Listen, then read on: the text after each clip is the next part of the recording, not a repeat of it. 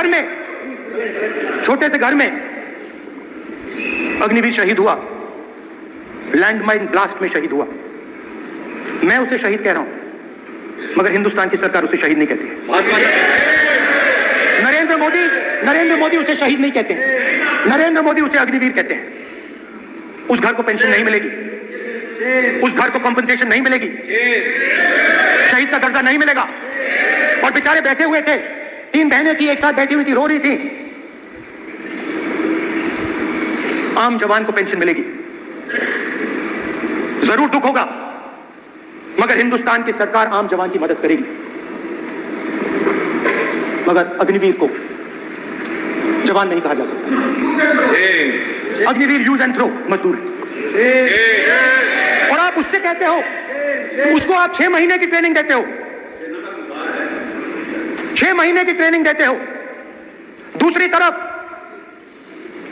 China के जवान को 5 साल की ट्रेनिंग मिलती है, राइफल लेकर उसके सामने खड़ा कर देते हो, उसके दिल में भय पैदा करते हो,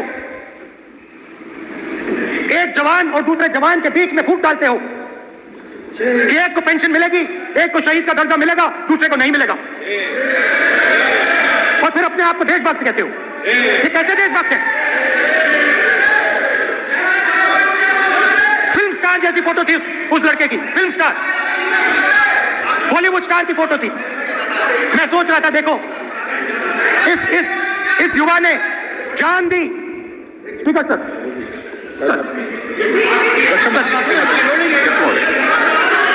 अध्यक्ष महोदय, अध्यक्ष महोदय, मैं से अनुरोध करना चाहूंगा, गलत बयानी करके सदन को गुमराह नहीं सर, गलत नहीं है सर, गलत नहीं है सर, गलत नहीं है सर।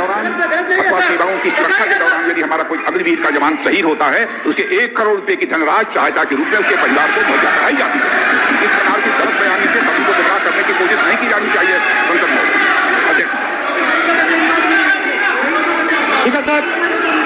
स्पीकर साहब देखिए,